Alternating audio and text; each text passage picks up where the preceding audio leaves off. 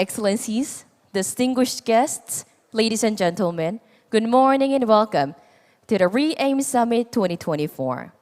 My name is Jessica Lee, and I'll guide you through today's proceedings as well. Before we begin today's event, ladies and gentlemen, thank you very much for joining us today, both online and offline. So day 2 starts with the third plenary session today. And this session, we will focus on the topic, Envisioning the Future Governance of AI in the Military Domain. And ladies and gentlemen, today, we are honored to have Dr. Robin Geis, Director of United Nations Institute for Disarmament Research, as our moderator. As you can see on the stage, we're joined by our esteemed 5 speakers as well. So before I deliver the microphone over to our moderator, ladies and gentlemen, please welcome them with a warm round of applause. Thank you. Thank you. And Dr. Geis, now you may have the floor. Thank you. Good morning, everyone, and a very warm welcome to plenary session number 3. I have a feeling that with this session, we're really going to the heart of the matter and to what REAIM is really after and trying to achieve. Envisioning the future governance of AI in the military domain. That's a tall order. We have 45 minutes to tackle it, so I'll be very brief, and I'll just say this. All over the world, we're now seeing governance initiatives of different shapes and sizes, different levels of ambition. But what they all have in common at the end of the day is that they're trying to maximize the benefits of this powerful enabling technology, while at the same time addressing and minimizing the significant risks that a technology as transformative as artificial intelligence naturally, of course, also entails. And the list of risks is fairly long. The Secretary General, United Nations Secretary General, has reminded the international community repeatedly about the urgency and that the time to act is now. And he has also said that whatever governance approach and model is ultimately pursued, human agency must be preserved at all cost. So I think this should be guiding our discussions here today. What has also become apparent in all of these governance initiatives, and it was confirmed in plenary session 1 and 2 yesterday very vividly, is that for any governance model to be successful, it will need to be rooted in some key principles of inclusivity and diversity, and that without international cooperation, we probably won't go far with this endeavor. So in this spirit, and keeping these key principles of inclusivity and diversity in mind, I'm truly delighted to say that on this panel, the organizers have brought together an excellent lineup of high-level speakers from various professional backgrounds. So we're honored today to have with us the United Nations High Representative for Disarmament Affairs, Her Excellency Izumi Nakamitsu. We also have with us, right next to me, His Excellency Ruben Berkelmans, Minister of Defense from the Netherlands, Dr. Denise Garcia, Professor at the Northeastern University, Mr. Pranav Mistry, the CEO of 2 platforms, and Dr. Rachel Adams, who is the CEO and founder of the Global Center on AI Governance.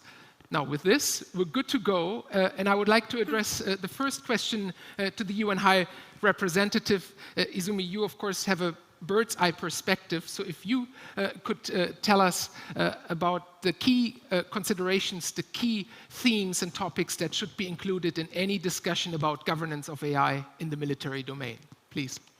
Thank you very much, Robin, and good morning to you all. So what should we consider in those discussions? There are some sort of standard elements that we always consider in arms control disarmament issues field, and they include opportunities and risks, of course, and then existing and potential threats. How international law, including the UN Charter, IHL, and international human rights law applies specifically on AI use. And then, of course, confidence building measures, because we don't want to have escalation, we want to prevent it. Capacity building, we need to absolutely bridge the AI digital gap. And then, of course, increasingly, we have to really consider the role of non-governmental stakeholders. Innovations in this field take place in the private sector. Now, in addition to those, in the field of AI, I think there are several elements, and then these are non-exhaustive lists, but I think states may wish to consider. And they include data governance, data protection, and of course, AI is everything about data. In the military domain, I think it's also very important to consider how data is collected, how it is used, or how it is used to train the models, etc. So data-related things. Dual-use technology governance. We have to make sure that the technologies for malicious purposes would not be developed and be in the hands of anyone, especially non-state actors.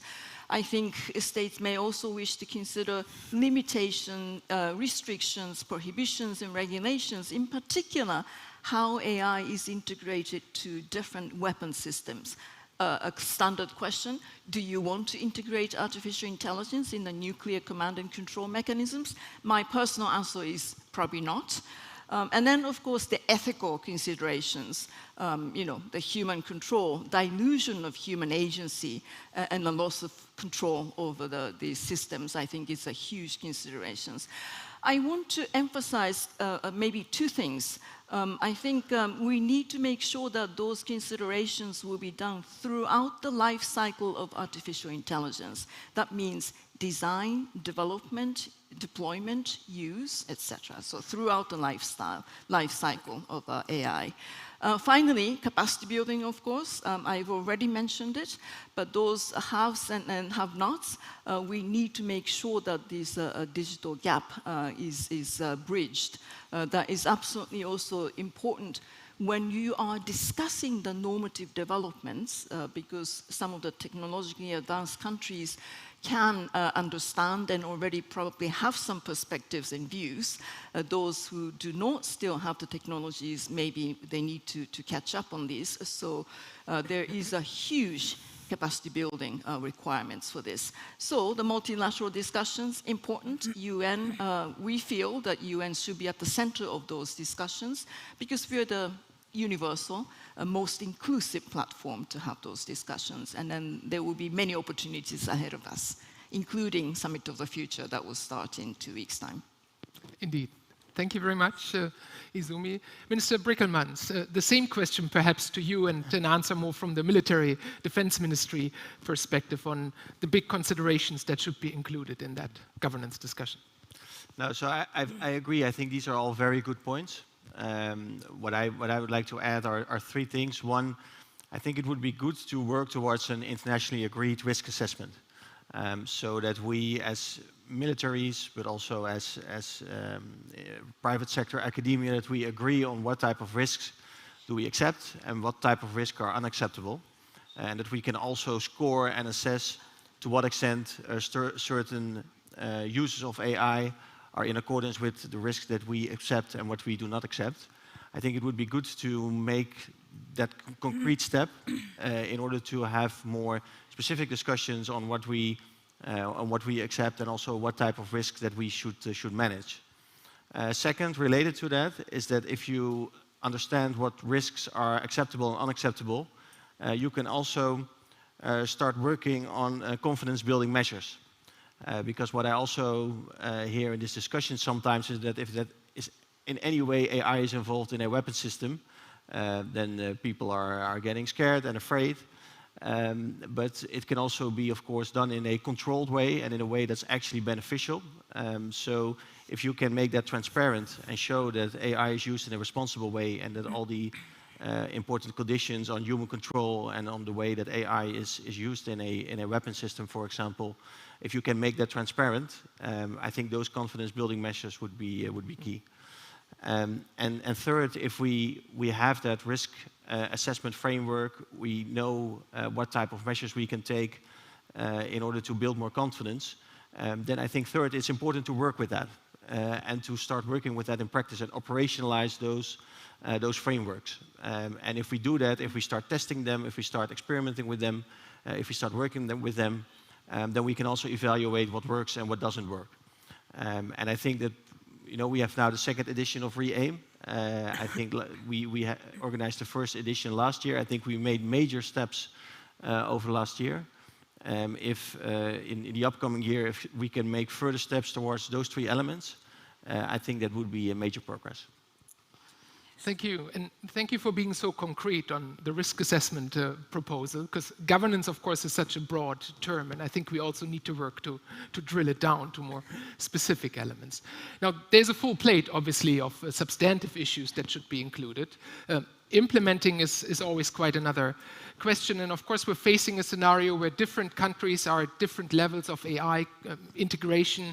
They work in different security environments. So Dr. Adams, I would like to turn it to you, and what considerations should be taken into consideration to work with these different levels of AI integration across the world? Well, thanks very much, and good morning, everybody. I think it's fair to say that countries are at vastly different levels of capabilities in terms of AI adoption across various different domains.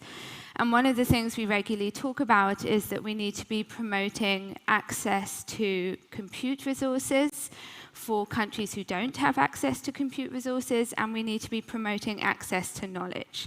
I think both of these questions look slightly different in the military domain.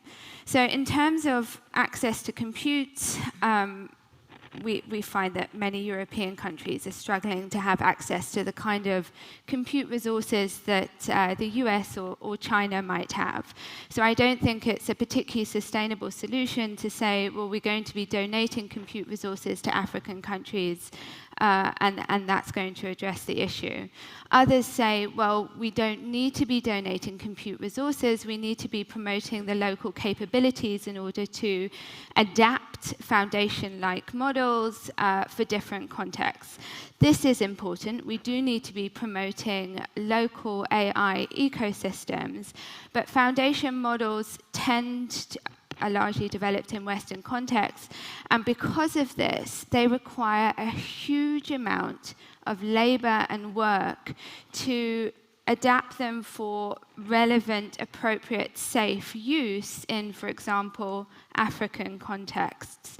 So what we find is because of this, they tend to exhibit far more biases and tend to be higher risk across the African context in particular, which of course poses real harm when we're thinking about using these technologies in the military domain. Usually, our policy response, I've been one of the lead drafters for the African Union's recently published Continental Strategy on AI, where we're really thinking about how do we share access to resources, not just compute, but data, skills, and some of those other resources and capacities we need. But again, this does not look the same when we're trying to think about sharing AI technologies for military purposes. The African region is the most conflict-prone region in the world. It has a diverse security environment, and we need to be thinking carefully about what due diligence mechanisms and what safeguards need to be put in place when we're thinking about providing access to technologies in these kinds of contexts. Lastly, just to make one point, the African Union's Continental Strategy does talk about the importance of promoting peace and prosperity for the continent, and it talks about the use of AI in the military domain as a risk. I think that one of the key things to think about, and I think the strategy does this quite well in understanding this, is that some of those broader risks around AI use, the AI divide, some countries becoming increasingly more prosperous, leaving others behind, job displacement, disinformation, these are the kind of conditions that create extremism, nationalism, greater migration, which then have an impact on peace. So I think particularly in these kinds of contexts, we need to be thinking holistically about some of those different factors that are involved in the discussion here. Thank you. And I would like to pose that same question to Professor Denise Garcia about the different levels of AI integration that we're facing, of course, different security environments, and what considerations we need to take into account to ensure collaboration across the board. How do we ensure collaboration? Well, do you feel the energy in this room? Right? Did you feel the energy last night at that beautiful reception with that high vibe provided by the artists, but the interaction amongst us? There are many segments of different, actors here, not only states, but many other segments, including the youth voices. I know there is a big youth delegation here, so I want to really salute you for being here.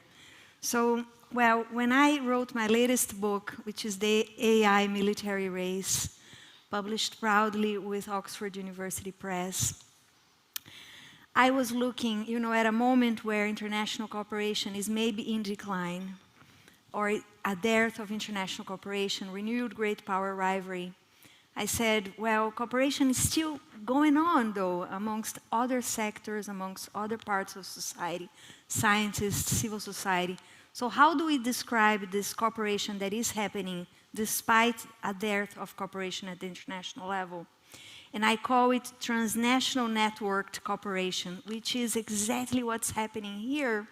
Our gracious hosts very cleverly invited many segments of society, and that is very wise, because that's the commitment, the passion that we're going to need to create the highest global public good, which is a global public good to tackle the challenges posed by AI and the AI in the military. So I looked at synergies, well, and we can take into account the differentiated levels of preparedness and where states are vis-a-vis AI, if we take into account a transnational networked cooperation that is more inclusive form of multilateralism, where they can really forge common good governance.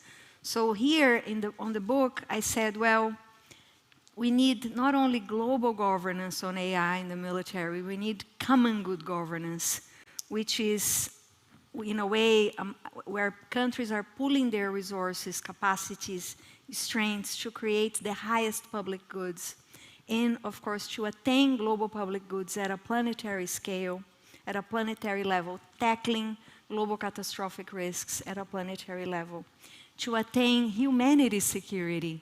So I looked at the concepts of national human security, and I said these are not enough either when we're going to create global common good governance for AI and AI in the military. We need to think at the humanities level. So international law was my guiding framework, of course, but indeed we seek to integrate frameworks, respond to challenges, global public goods, and I delved into inspiring cases of global cooperation that happened before. Humanity has achieved so many great feats, so we have to raise the ambition at this moment and seize the opportunity that this fantastic meeting is providing us. And I'll come back later to talk about the cases that I looked beyond disarmament and arms control, cases of past global creation of global public good successes in other areas, such as healing the planet, the ozone protocol that was the biggest mission that humanity has undertaken, repair mission, repairing the ozone layer. So I looked deeply into that case and many others for us to borrow elements to create a framework, a solid framework for global AI, a framework for tackling AI in the military. Thank you. Now, we're obviously facing a full plate here and a full spectrum of various issues when we're talking about AI governance in the military domain. So we will probably need to prioritize to make steps forward, or at least have a good focus on what the most pressing issues are. And Pranav Mistry, I would like to get your technical perspective in particular on what you think the most pressing issues that we should tackle, maybe before others really are at this very moment. Thank you, and good morning, everyone. I think we already heard a lot of key challenges or pressing issues throughout this conference, yesterday or even today, like ethical concerns, legal frameworks, international collaborations, working together. But as a technologist, I would like to add 3 key challenges that I think from the technology sectors or what this AI sector itself is bringing on the table over here. The first, I feel that the AI race is different. This race is unlike the nuclear race, where the controlling a material like uranium was enough in some sense. Here, the AI is led by the global tech companies and industry itself. So the tech industry drives this mere force of the AI development and with accessible algorithms and data. And this is not restricted by some kind of access to materials and in that sense. It's open. Anyone can access it. That creates a very different scenario, like putting the genie back in the bottle. He's not going to work here in this case. So we need the models or frameworks that are agile enough that can go with this thing. So that's the first point I really want to point it out. The second point that I want to bring is that the speed at the development of this new technology is unseen before. So any regulations, any policies that will establish today will be outdated by the time even it goes in applications. Very simple example was the EU AI Act, if you remember the earlier this year. They have put some kind of regulations on model size for particular kind of applications. And by the time the act was applied, there were already models much larger than that in the market. So this is not going to work. So we need to keep the pace of how the development is happening. So the policy here need to be more, I would say, flexible or adaptive rather than a concrete policy that is going to be established today and is going to be work tomorrow. It's not going to happen. So that's the second point. The last point from the very technology perspective that I have also misheard many discussions, even in the yesterday's talks, is that all the focus is going more on the generative AI as part of it. As a technologist, I really want to point it out. There is one difference, that AI that we are talking about over here in military domain is beyond generative AI. It is beyond just a text and image generation. That is not the main AI that we are talking about here. What we are going to be worried about is the predictive AI or swarm AI, where autonomous systems are going to, small AIs are going to work together and then decide the future predictions and those part of it. So we will need to start right now thinking about that how we are going to deal with the technologies which still haven't completely developed, but it's coming. And I think that might be, this platform might be a wonderful place to start thinking about those challenges as well, that what will be the future technology of AI that we should start thinking about right now. Yeah. Thank you. I like your points, I mean, like all your points, but I like your point about agility. And personally, I struggle quite a bit with this. Policy is always slow. Technology is so fast. Yes, it is. But it will always be that way. And as coming from the policy world, I'm not sure we're doing ourselves a favor if we belabor this point too much. Oh, policy is so slow. It's not like we want to put the policy processes on steroids to catch up, really. That's not going to work. The tech development is decentralized. It comes from so many different corners around the globe. With the policy, we're after here, we're trying to centralize things and get everyone to agree. So naturally, it's going to be slower, and that's not necessarily a bad thing. We just need to develop rules, I guess, that are agile enough to be adaptable into the future. Thanks very much. And Minister Brekelmans, can I pose that same question to you about the most pressing issues we should be pursuing? No, I think the point about agility, I think it's very important, as you mentioned, because I think we're facing a dilemma, because we want to have our AI models to be flexible, we want them to be adaptive, because AI is also used and applied in so many different ways. At the same time, when you agree on something, it also needs to be substantive. It doesn't need to be so open and vague and flexible that it actually doesn't mean anything. And I think finding the right balance, I think that's quite complicated, especially when you work together with so many different countries and so many different people. You know, striking the right balance in this dilemma with so many partners and also still making progress and making speed, because developments are going so fast. I think it is quite complicated. And the second element related to that is we want this process to be inclusive. And I think it's great that we are here today with so many different countries, so many different backgrounds. As a Minister of Defense, I'm very often at NATO gatherings and EU gatherings. It's much less diverse than we are here in this room today. I think that's good because AI is a global challenge. But we also, on the other hand, need to be realistic. We will never get everyone on board. There will be countries that and players that will not agree and that will deviate from what we maybe agree upon. And we also need to decide how are we going to deal with that. And what, also when we make certain agreements and make certain frameworks, do we agree upon them if we do not have everyone on board, or do we spend extra time in getting everyone on board? So striking the right balance in those dilemmas, I think that's complicated, but also why summits like these are so important, so we can exchange views on this and try to find the right balance with each other. The governance discussion, of course, is still fairly new, but it doesn't necessarily mean that we're starting entirely from scratch. And so here I have a question for the UN High Representative for Disarmament Affairs. What lessons can we glean and take from existing arms control regimes? Right. There are some useful lessons that we can draw on, but before that I want to emphasize one big difference, which is that AI is not a weapon.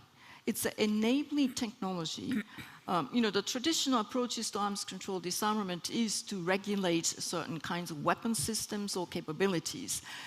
That cannot be really applicable to the AI field because it's an enabling technology. And also, so that means that we really have to nail down on responsible use of such enabling technology. Also, the technology itself is advancing so fast, which means that we should probably take what you might call anticipatory approaches in our discussions. This said, I think there are some lessons that we can draw on. One is that we can mitigate tech race, if you will, through dialogue platform like this, advancing common understandings of what it is that we are talking about.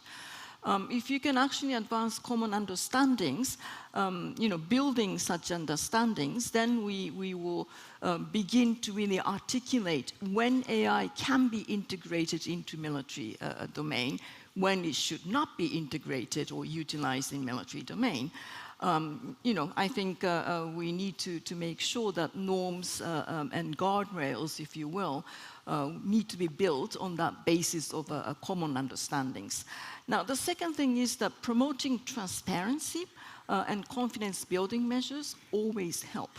And that has been the case in many other, disarmament fields. I think in the case of AI, transparency in the design, the development, and the use of AI in the military domain through national policies and strategies, elaboration of doctrines, if you will, those transparency measures will be useful in mitigating the risks and making sure that we are confined to peaceful uses. Establishing hotlines, this is CBM. To make sure that we would not have unintended, uncontrollable escalation, I think will also be helpful, both at the policy and the military level, but also with the technology, technical sort of agency levels as well. So these are some of the lessons. And then one important lesson that we need to absolutely utilize is to articulate peaceful uses versus military or malicious uses.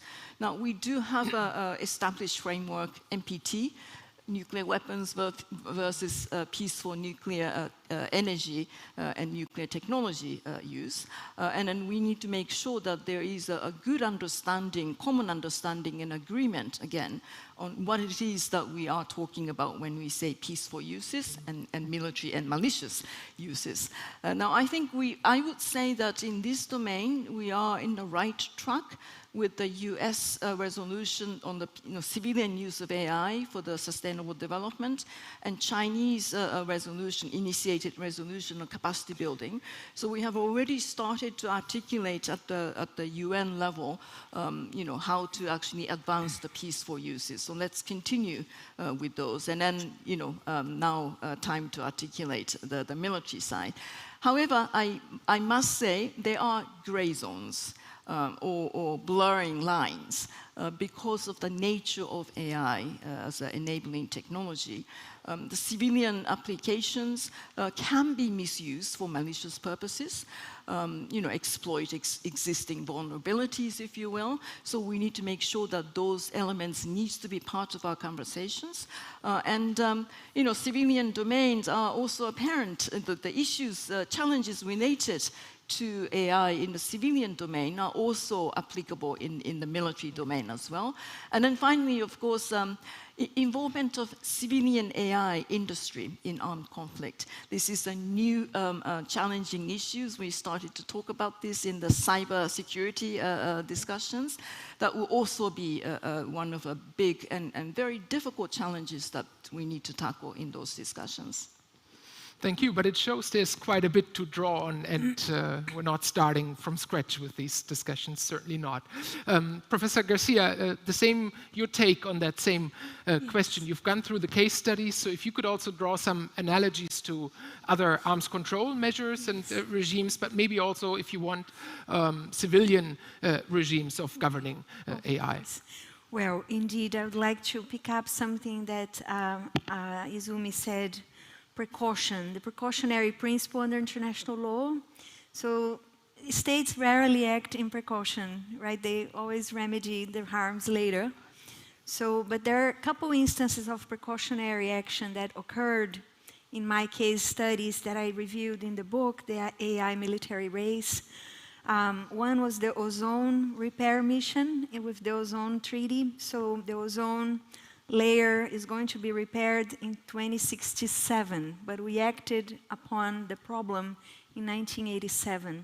So can we apply the same agility that there is in that treaty and precautionary measures and scientific assessments and the presence of the scientific community to what we have here at hand? The other example was the Antarctica treaties, so the treaties that protected the last expanse on Earth, and no claims of jurisdiction, no weaponization. So these were also preventive treaties, precautionary measures. Well, the treaties on disarmament, I made a major database in the book, about 25 treaties only on disarmament and arms control.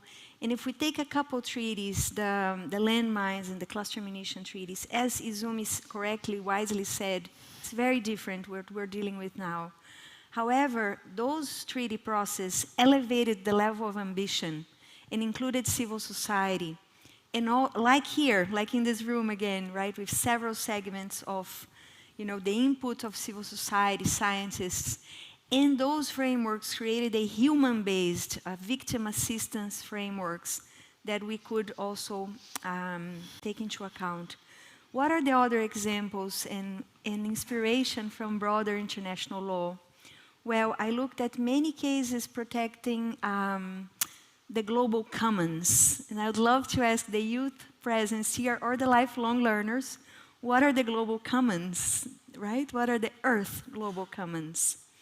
So the atmosphere, the high seas, right? The Antarctica, outer space, the atmosphere, including the ozone layer. So these are global commons. What are the treaties, the frameworks, the legal frameworks that protect those commons and how they can inspire us? So I looked at that in depth in the book, and I created a concept called global commons law. I published a separate article on that, a new area of international law that really is about no one can claim jurisdiction, no weaponization should occur, and the benefit sharing should be there.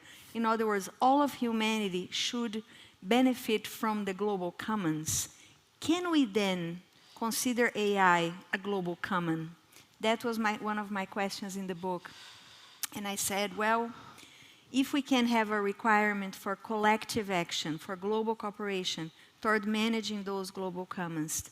So if AI is a foremost global public good, right, a public domain for the common good, enabling connectivity and representation, connecting others, connecting everyone to planetary protection, including climate, as it is a technology that is very intensive and offensive to the climate.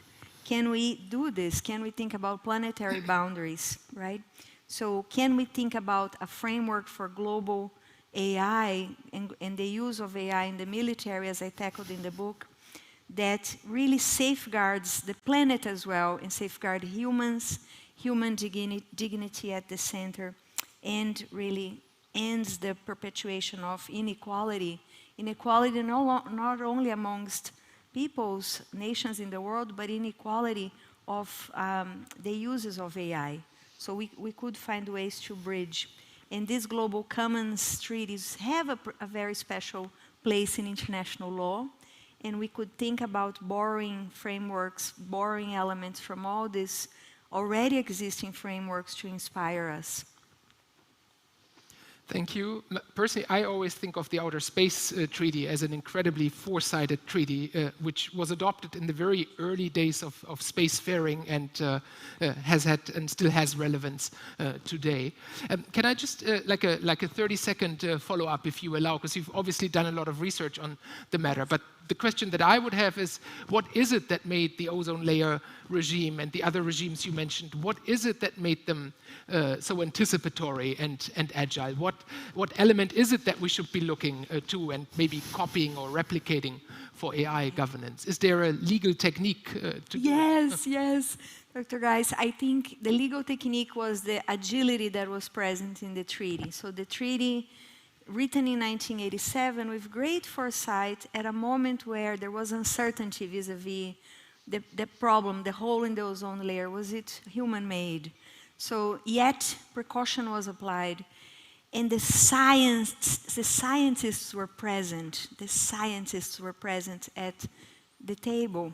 So, and they influenced the way the treaty was crafted. So the treaty was future-proof because it adapted to the passing of time, and it really was agile in the sense of new technologies were invented to phase out the chlorofluorocarbons, the CFCs that were the offending technologies, and they were widely used.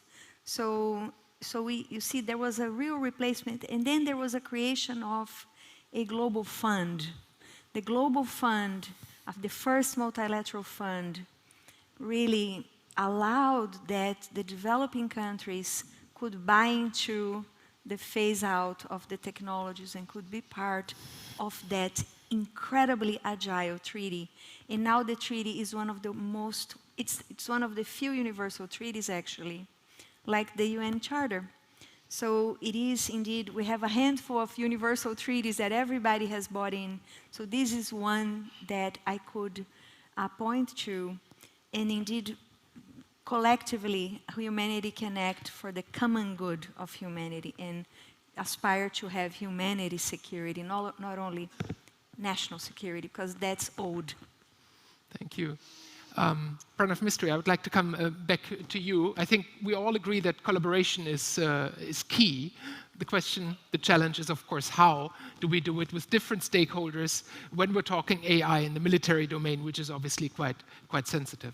Over to you. Yeah, I think I again want to come back from the little bit my side of the world, and I think everyone on this panel, as well as in this room, I think everyone will agree that we need active participations from everyone, governments, military, academia, you name it.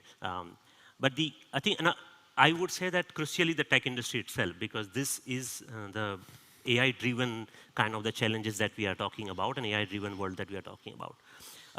In this involvement from the tech side, I want to recommend two candidates that at least I think so. One is the tech experts itself. And when we are talking about technology experts, we are not talking about only the large companies like Google's and OpenAI's of the world.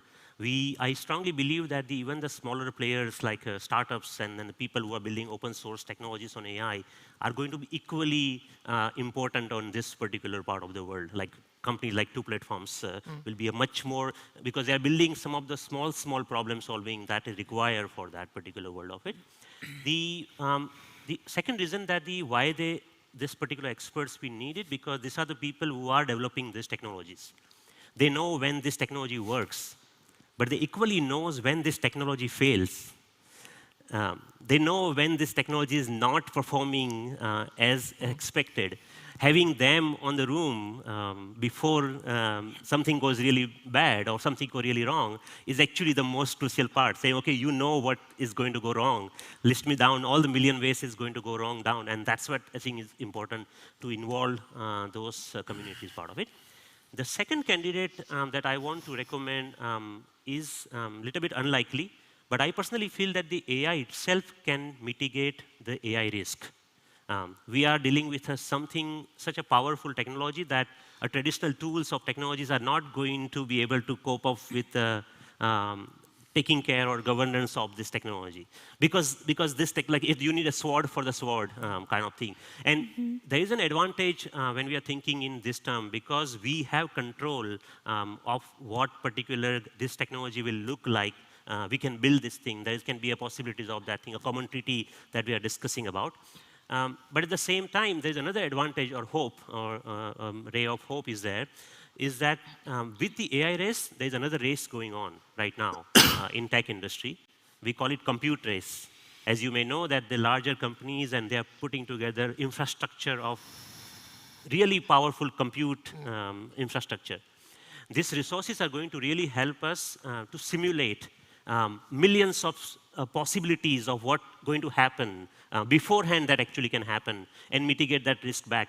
So as I mentioned before, that unlike the nuclear race, this technology is different. It has some advantages and disadvantages, and this is one of the key advantages, that you can go much faster and simulate and try different things beforehand and come back to say, okay, this is the right solution. So I really think that we will need collaboration from everyone. And having a tech, and thanks for inviting people like me on this panel, but it's really going to be helpful to bring everyone together and work on this one. Yeah. Yeah, I would have many more questions, but I'm also seeing the clock, which is starting to flash a little here. So Dr. Adams, over to you. I'd really like to get your take as well on how we collaborate between different stakeholders. Yeah, thank you very much. I think traditionally, civilians, non-government actors, those most affected by military operations are the people that tend to be least involved in the developments of governance protocols. AI, however, has sparked all this fear around killer robots, and more people are concerned. That being said, some of the public perception surveys we have on the African continent, which are not many, but they demonstrate that people's greatest fears regarding AI is job loss. When it comes to the military, there is widespread distrust. And I think we need to take some of these considerations into account when we think about extending the capabilities of military groups with AI technologies or the use of technologies in this space. And I think some of the critical issues in terms of causing this lack of trust is a lack of accountability, whether from local or foreign actors operating across the African continent. There was a report in The Continent, it's a magazine called The Continent last year, about a woman whose sister and nephew was killed by a drone in Somalia, and it tracks her plight, trying to achieve accountability and justice for what happened. I think this also goes to show that women tend to pay the price for war. And while this is a really, really diverse set of stakeholders in the room, we do not have enough women here. Another thing I wanted to make mention of when we're thinking about these different stakeholders involved, and particularly affected communities, is the grey zone of humanitarian action regarding refugees and asylum seekers, which is a really kind of prominent issue across the African continent. But it's one of these grey zones where we know AI technologies are being used to manage these people. And there are more and more kinds of stories emerging about the harms that these people are suffering and the lack of kind of accountability measures, transparency, and justice that they're seeking.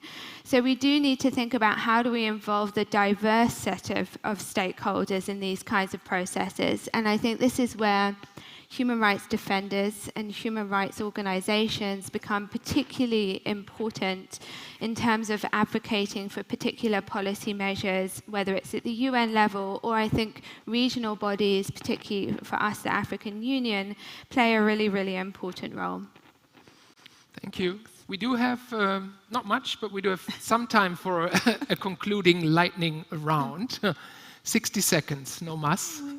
And since this panel discussion is about envisioning the future of AI governance, I'd like to get everyone's take, an outlook, a key takeaway for the future governance. And if we could start from maybe from left to right with the High Representative, please.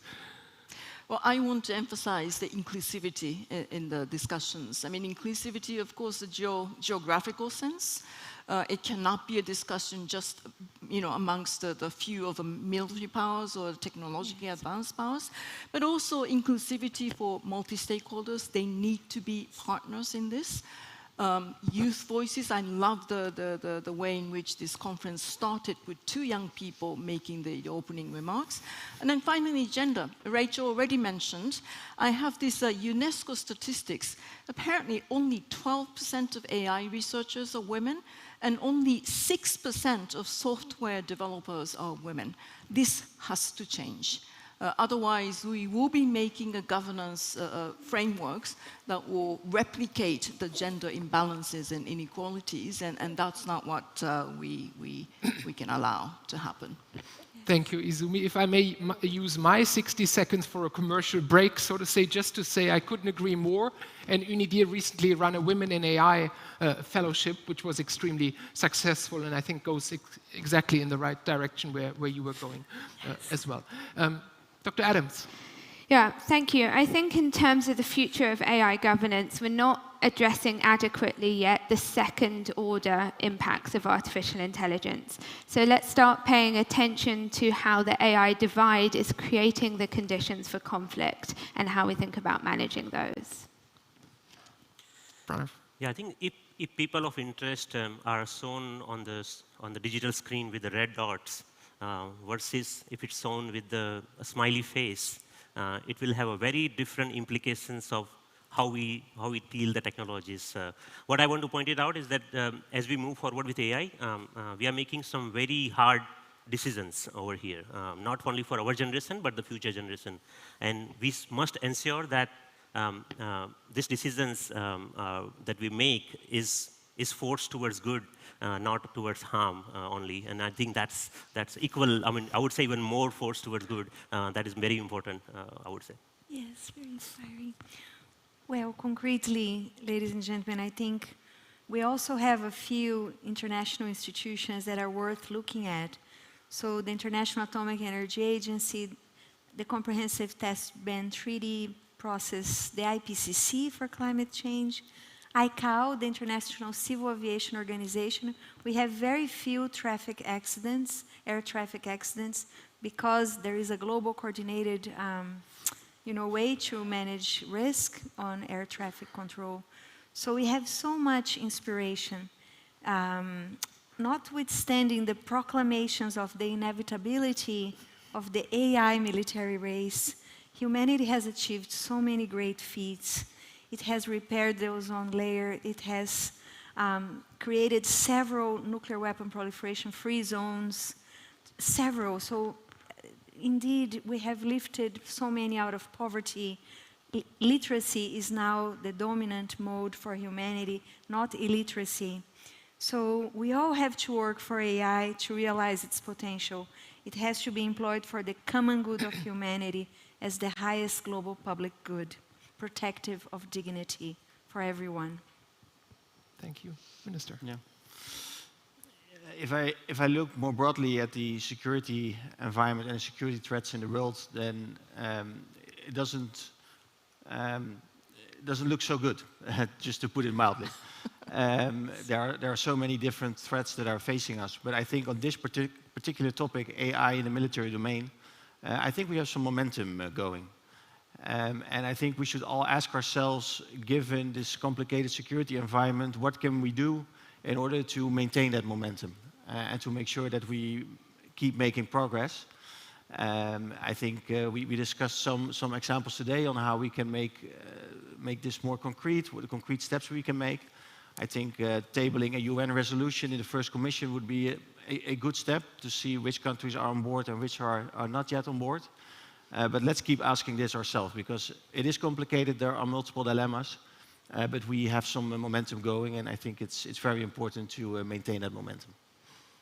I agree. We have momentum going for AI, and I think keeping that momentum is also for the multilateral system crucial in such extremely difficult times, as you pointed out. Time is up, and there's only two things left to do here. The first is to thank the Republic of Korea and the co-hosts of REAIM, and wish you every success for the ministerial meeting and the next steps. The last, but certainly not least thing to do is please join me in a round of applause for our panelists here today for an inspiring discussion.